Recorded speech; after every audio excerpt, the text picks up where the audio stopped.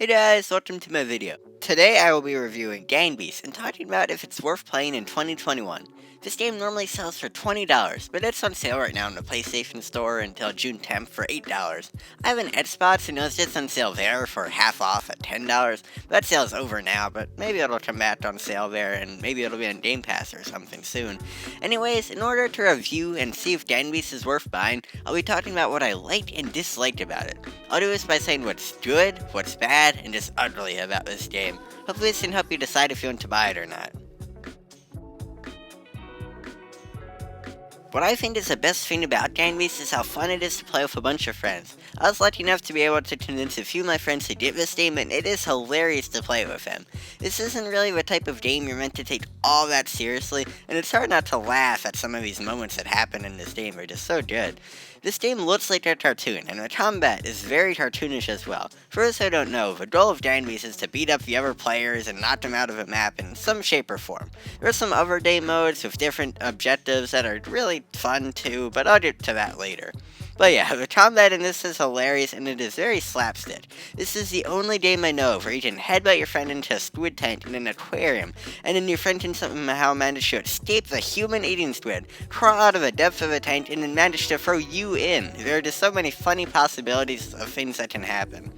But yeah, like I was just saying about the game modes, there's so many different ones. There are 4. There's Melee, Gangs, Waves, and Soccer. Melee is the most basic one, it's almost like the default, and I think it's the most popular too. It's the background footage of this video right now, and it's pretty fun. Gangs is very similar to Melee, the only difference being that you're on a team. Waves is a very different mode compared to Melee and Gangs. It's where you and some friends fend off the AI who are trying to kill you, and it's pretty cool because there's some like bitter characters and smaller ones, and it's like a cool little twist, and it's pretty fun.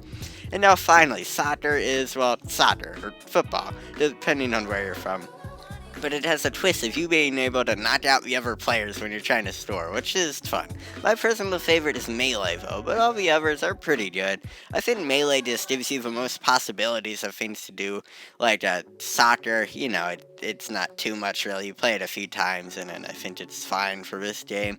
And then like Gangs, it's similar to Melee, like I said. And then Waves is fun too, but there's just not many maps for it. There's only like 1 or 2 options, and it's just not the best. But yeah, in Melee at least, there's a great variety of maps. Each one comes with its own unique strategies you need to implement to win. Some maps are much more luck-based, while some are much more skill-based. I think it's great that each map is so unique. It really adds a lot of variety to what is otherwise a somewhat repetitive game. Like the aquarium map was one I mentioned earlier when I said you can throw someone into a squid tank. Like there's a whole strategy, you can like lift up your friend and feed him to the squid, and like you can't do that on other maps, so each map really is different, and I think it's really good because of that. Anyways, that was gaming repetitive. It's a lot of the same thing. When playing with friends, it's great, but when you're playing online against a bunch of strangers, it's not so great. The combat is actually pretty bland. You can kick, punch, headbutt, drop kick, do a bitter headbutt, and stuff like that. And I know that sounds like a lot, but it's not really much after playing this game for a while. The map you're playing on does admittedly help with this problem, like I was saying, but it can only do so much. It's just like, I don't know, there's a lot of possibilities, but there's just only so many, and after a certain point, you get a little tired of that, or at least I did. I also just find the online version of this game somewhat annoying. A lot of times you die really early on in a round, especially if you're new to a game, and that leaves you end up just sitting and waiting for ages for a new round to start. I couldn't find the exact time limit for a round, but it's probably around 6 or 7 minutes, although it feels like a decade, which is no fun when people are dragging out the game and you died in like the first 30 seconds or something. Just people do that, they'll like camp in a corner and just drag out the game, and that's not fun. There's also just a big issue of teamers. I always find people teaming online and they just let one person in the team win by jumping off the edge of a map or something at the end when it's just them left. And that's really not fun either. It's just like, I don't get it really, because it's like if you're teaming, you're not really winning, because it's only 8 players. Like the other day I was playing, and there were 3 people on the team, and there were 2 other people who weren't on the team. It's like, what's the point? It's weird. And I know this isn't the biggest issue of the game. I'll get to some later ones that I think are much worse, but it's just really, really annoying. Just in general, this game almost seems to reward annoying playstyles.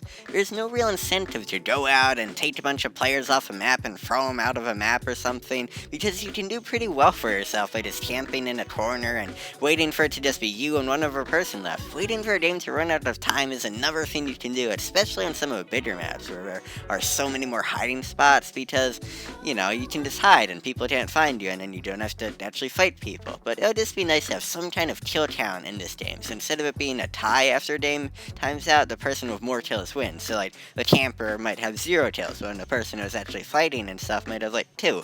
And then the person who's actually fighting would win. I don't know. I just think that'd be a little more fair. There's also no skill-based matchmaking. You can get really lucky in online and go against people who are really bad at Dane Beast, or you can go against the best people at the game in the whole world or something. I'm not saying a game as silly as this needs like leads and a rank mode or something, but maybe a trophy system, or just something like that would be good. Something in that vein, like if you win a game or you get like second or third place and you get a certain amount of trophies, just something pretty simple like that would make this game so much better. I just think it would be really good. I also think there's a huge problem with people who die in this game leaving. I mean, I understand why they leave. It's no fun waiting for 5 minutes for a new round to start if you die early, but the majority of the time, a game will start with like 8 players, and then after a few rounds it'll be more like 4. The worst part is there's not any penalty to this. I've been playing this game for probably a week or so, and I've only ended a game with a full lobby 1, 2, maybe 3 times when I'm playing online. It's ridiculous. This is a huge problem that takes away from the game because the strategy really changes so much from 8 players because it's like really fun, there's kind of chaos and stuff. When it goes to like 4 players, it's not really much. It's just really not good, and I hope they can fix this because I think it would be an easy solution. And there's just so many things about this game that would be an easy solution that would make it so much better, but they haven't put the solution out there, so that's a big problem with this game, and I hope the developers do an update for this. I don't think they've had an update for a while. Last one I know it was like 5 months ago, so I hope they do something that adds new content to this game and just adds better things. Anyways, even though there are a lot of issues with Dane Beast, it's still a fun game. It's mainly online that has so many issues in my opinion. The game as a whole is a little bit repetitive though, after you play it for a while, but like when you're playing with your friends, it's really fun. I almost think of the game Dane Beast as its own theme song. I thought the theme song was really catchy at first, but now it's just annoying and repetitive. I don't think Dane Beast is worth playing now if you can only find it for full price. Like I said near the beginning of the video, it is on sale in the PlayStation Store, and I'm sure there will be many more sales to come in the future for this game, so I do recommend buying it for a good price, especially if you can get some friends to agree to buy it as well. Just know, this is the kind of game you play for a week straight and then never play again. I rate Dane Beast a 6 out of 10. So, thanks for watching. Please like and subscribe if you enjoyed this video because it would really mean a lot. Make sure to tell me if there are any movies or shows you'd like to see me review next, and I will see you in the next video.